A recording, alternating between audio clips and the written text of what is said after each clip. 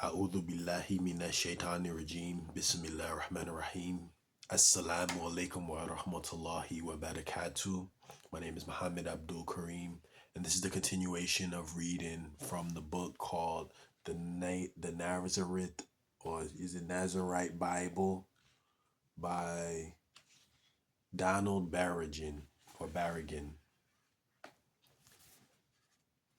I'll continue in the section called History, unless you are an anthropologist. Like most, I try to make this an easy to get a picture of history as possible. Simply put, dreadlocks have appeared from very early in history in all types of people, with parts of Africa being the earliest, and Native Americans and Oriental genetics being the exception to natural dreading. I assume from what we know when we arrived of their hair types.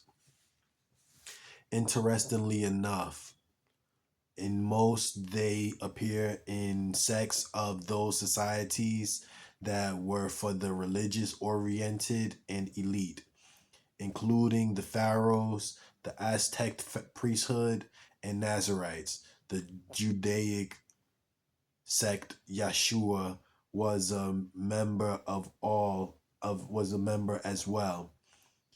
The ascetic and holy of Hindu and the Sufis of Islam.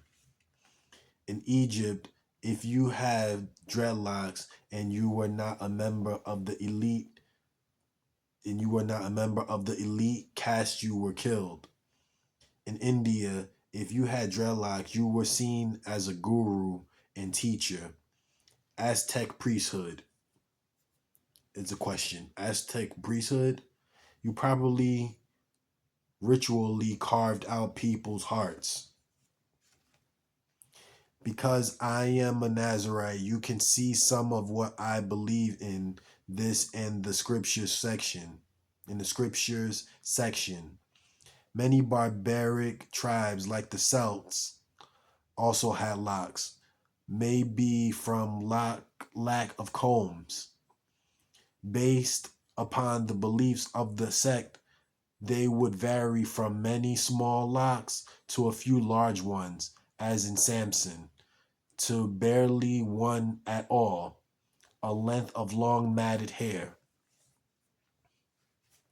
Even up until the 20th century, the so-called Rasta movement was religious as well, and actually named them dreads for their fear of God, not to counter the popular acceptance of the word and mantling of it by people with dreadlocks who want to be feared or who are feared. This is part of the evolution in the last 70 years. Dreadlocking probably evolved from hair matting naturally, like on the mane of a lion, and people realized it was easier to clean and groom it if the forced individual separated locks, not having the massive hair care industry of the 20th century. The associations with dreadlocks and crime are incredibly recent, comparatively being as until they became widespread as popular in gangs and drug activity, they were mainly the choice of the devout religious. Everything about dreadlocks come from the groups who discovered how to lock them and evolved spiritual practice out of them, even up to the recent terminology we use for them. The only difference now is mainly because of culture. It is accepted if you have dreadlocks, you are a part of crime. This is incredibly untrue, and even today, most people with dreadlocks, global population wise, are spiritually driven and ignore these small groups. Naturally little is known, but it can also be assumed the dark occult group through history had dreadlocks practice as well. for their means unholy hair, I guess, some hypothesis in the arcane section. Oddly enough, it is these groups related in drugs and crime that cannot take care of their hair and ultimately lose it. To most with dreadlocks, they are still a symbol of righteousness, both masculine and feminine, and is recognized as such amongst more than their hair stereotype. Yet in America, a stereotype of crime and low worth is placed upon their bearers. Little elsewhere is this attitude found. All over hair is global. All over hair is global. Dreadlocks were a symbol of the holy for too long for a crime related subculture of this subculture to rewrite who the dreadlocked are. This is part of it. Marijuana has never been a crime to most of these groups. Crime referred to gang activities, illegal guns, hard drugs that kill, etc. Ironically, the crime related dreadlock possessors, if I may be so bold, get them shaved if the spent time in jail.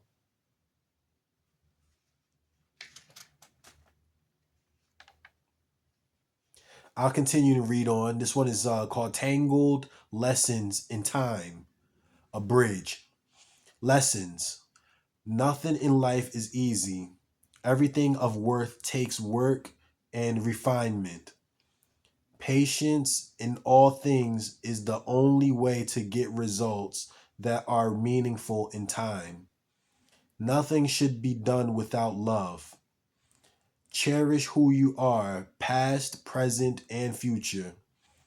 The road to who you are today is full of a past that was never as well built as today. Yet it is those mistakes and lessons that make who we are now so powerful and vibrant. God made us beautiful, yet it is crafting and refinement of who we are that makes us holy. Your past is always with you no matter where you go. The things that mean the most to us take our entire lives. If you have a strong opinion about your hair, everyone else will too.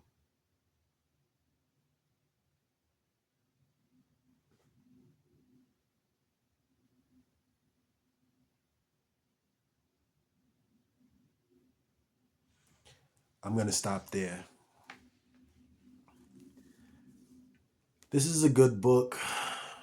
There's more in this book that I could read, but we will see. I've owned this book for, I said it in the previous video, about at least 5 years or so. I was in my 30s. I'm in my 30s. Don't get me mistaken. I'm still in my 30s. But I was curious to know what information may be inside the between the covers, and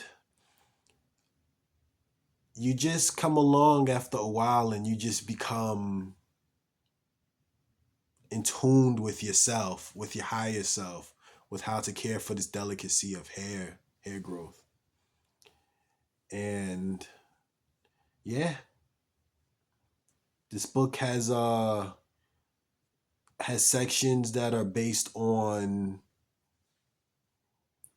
I want to say, like what we just kind of were reading about, the subculture, the dark side of things, when people get corrupt.